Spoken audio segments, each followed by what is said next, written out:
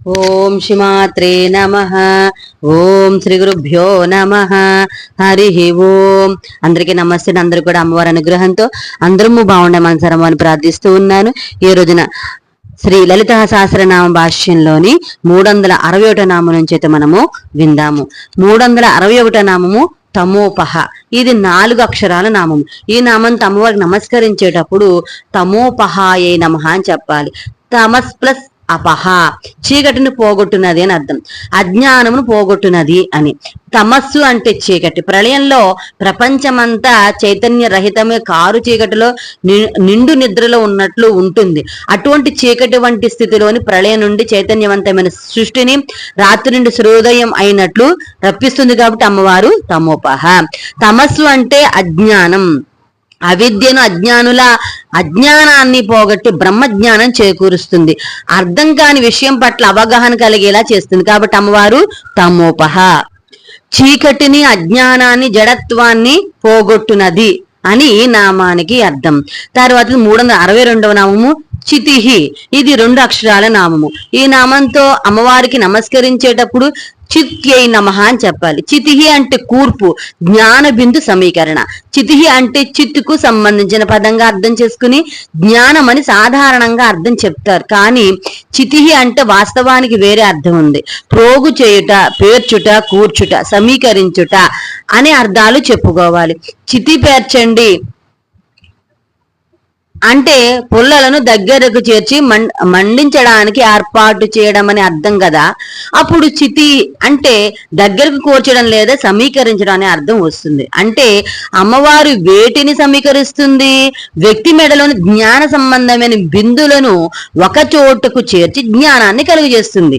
ఈ పని ఎంతో తెలివితో చేయాల్సిన పని కాబట్టి చితి అంటే ఆంగ్లంలో చెప్పుకు intelligence gathering of the sports of intelligence అని ఆంగ్లంలో అంటారు. ఈ నామానికి తెలుగులో జ్ఞాన బిందును తెలివిగా ఒక చోటుకు సమీకరించినది అని అర్థం చెప్పుకోవాలి. లేదా జ్ఞాన బిందు సంచయకారిణి అని చెప్పుకోవాలి.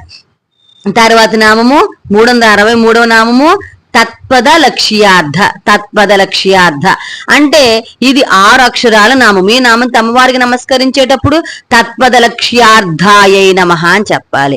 తత్పద అంటే తత్ పదముచే నిర్దేశింపబడిన అర్థం. లక్ష్య ప్లస్ అర్థ, లక్ష్యార్థ లక్ష్యము యొక్క ప్రయోజనముగా ఉన్నది అని అర్థము. తత్ పదం చేత నిర్దేశింపబడేది. విశ్వానికి మూల కారణమైన పరబ్రహ్మ అమ్మవారు, పరబ్రహ్మ స్వరూపిణి. కాబట్టి తత్పద లక్ష్యానికి ప్రయోజనము అమ్మవారి అవుతుంది. విశ్వానికి సంబంధించిన ఈశ్వరుడు, ఈశ్వరి ఈ 2 కలిసి ఉన్న మూల కారణం ఏదైతే ఉన్నదో దాని తత్పదం చేత నిర్దేశిస్తారు.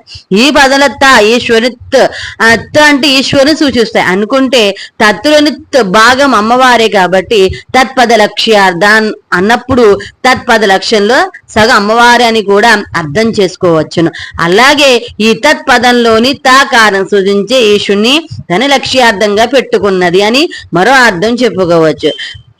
తస్త విత్పురేణ్య ప్రచోదయాత్ అనే గాయత్రి మంత్రం ఈ లకు మధ్య నిక్షిప్తం కాబడిందని కూడా తెలుసుకోవడం సముచితం. తత్ పద లక్ష్యానికి ప్రయోజనకరమైనది అని, తత్పద లక్ష్యంలోనికి అర్ధభాగంగా ఉన్న ఈశ్వరి అని, తత్పద లక్ష్యంలోని అర్ధభాగమైన ఈశ్వరుని తన లక్ష్యార్థంగా ఉన్నది అని ఈ నామానికి అర్థాలు చెప్పుకోవచ్చును. తర్వాతది 364వ నామము చిదేక రసరూపిణి. ఇది 8 అక్షరాల నామము. ఈ నామం అమ్మవారికి నమస్కరించేటప్పుడు చిదేక రసరూపిణ్యే నమః అని చెప్పాలి. చిత్ అంటే జ్ఞాన చైతన్యమే. ఏకరస ఒకే ఒక రసముగా అని అర్థం, లేదా సర్వసారముగా అని అర్థం.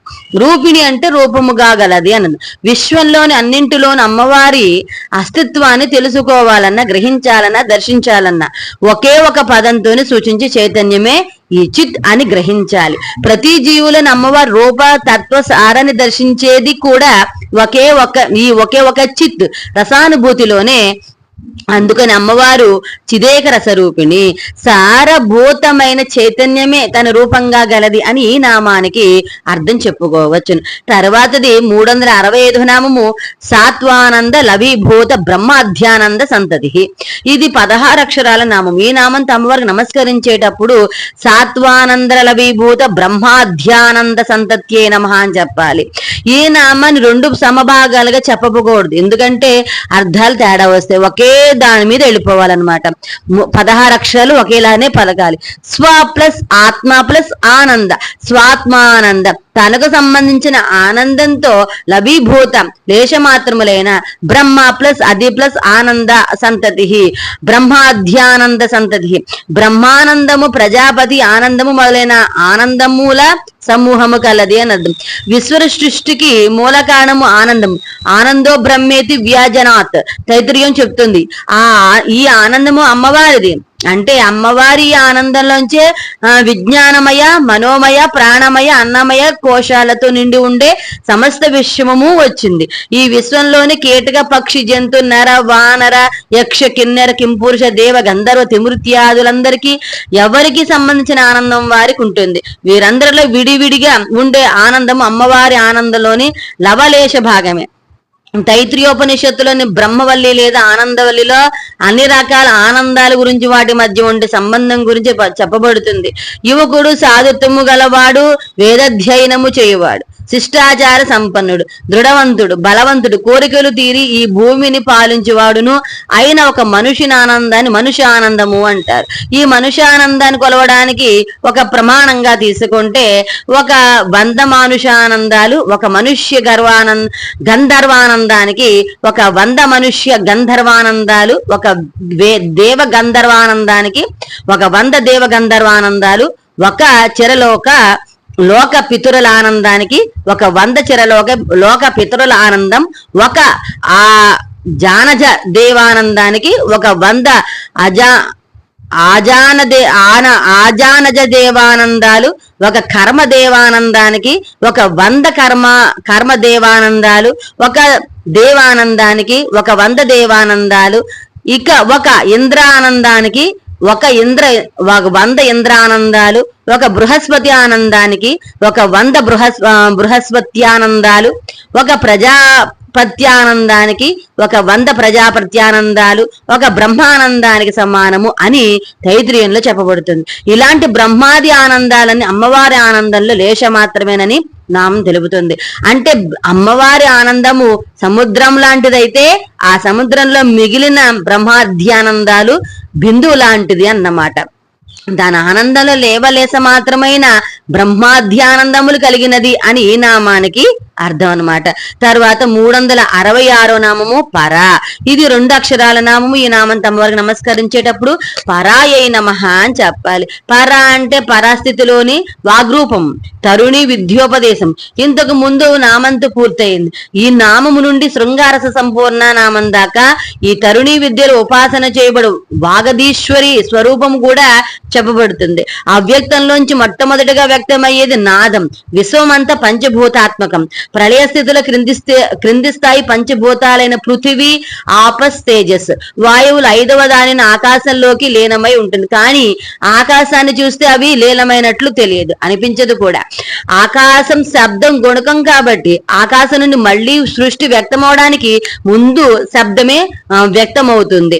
వాంగ్మయ ప్రపంచంలో ముందుగా మనిషిలోంచి నాద రూపంలో శబ్ద ఉత్పన్నమయ్యే నిశ్వాసను అనుసరించి స్వరపేటికల మధ్య రాబడికి గురి అవడం రేఫా అని కూడా కట్టుకుని గొంతులోంచి నోటి ద్వారా శబ్దం వ్యక్తమవుతుంది. మనిషిలోంచి నాదం ఎలా వ్యక్తమవుతోందో పంచభూతాలు సూక్ష్మతమైన ఆకాశంలోంచి నాదం అలాగే వ్యక్తమవుతుంది. అంటే అటు భౌతిక సృష్టికి ఇటు వాంగ్మయ సృష్టికి అవ్యక్త నుండి మొట్టమొదట వ్యక్తమయ్యేది నాదమే. తర్వాత అది ఆయన దాన్ని ఉచ్చరించగా ఈ ప్రపంచం ఉద్భవించింది. ఈ నాదాన్నే మనము ప్రణము అని అంటాము. అవ్యక్త బ్రహ్మయందు బిందువుగా వ్యక్తమయ్యే నాదము సాధ్య స్థితిలో ఉంటుంది. అంటే ఈ బిందు వికాసములో మొదట నాదము అడ్డుపోయిన వివిధ స్థితుల్లో వాక్కు వ్యక్తమవుతుంది.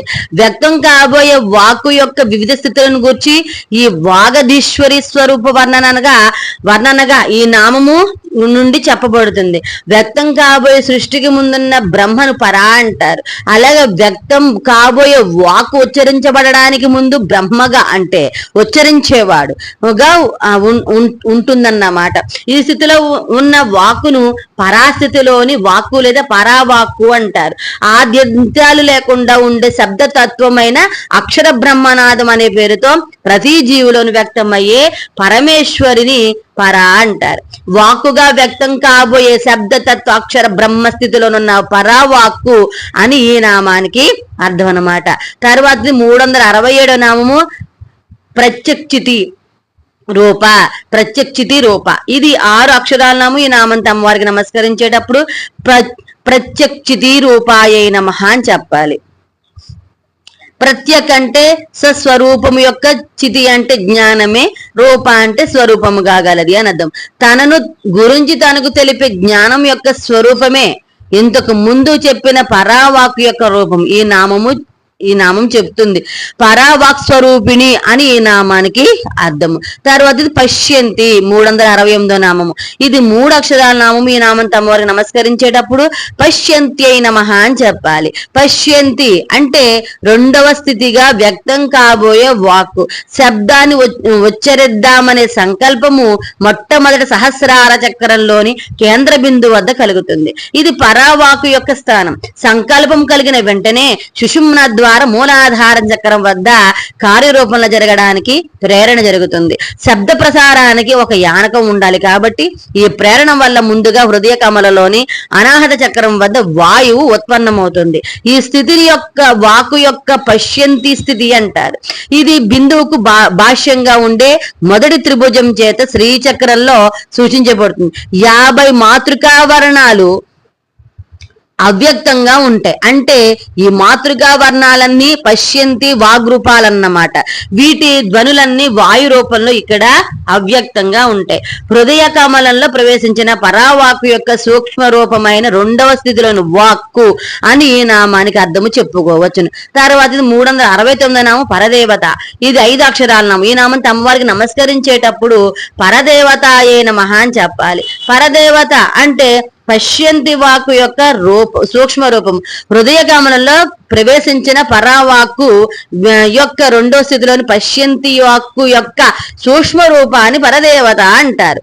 ఈ దేవత ఇంద్రియాలతో గ్రహించగలిగేది కాదు, మనసుతో మాత్రమే ధ్యానపదగిన ధ్యేయ స్వరూపం అవడం వలన పరదేవత అన్నారు. సూక్ష్మతిథిలో ఉన్న ఈవిడ వాక్కులే శృతులు స్మృతులు అవుతాయి. వేద శాస్త్రమయి వాణి యస్యాహ పరదేవత పశ్యంతి వాక్కు యొక్క సూక్ష్మ రూపము అని నామానికి అర్థం అన్నమాట.